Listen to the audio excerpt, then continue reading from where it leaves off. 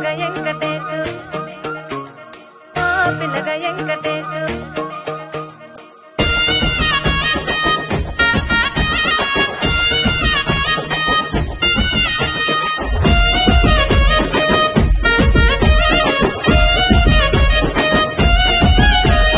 సిద్ధిరాల మనసు నాది చిన్నగా పోతుంటావో చూడక పోతుంటావో ఇంట్లో చిన్నదాన్ని నేను సిద్ధిరాల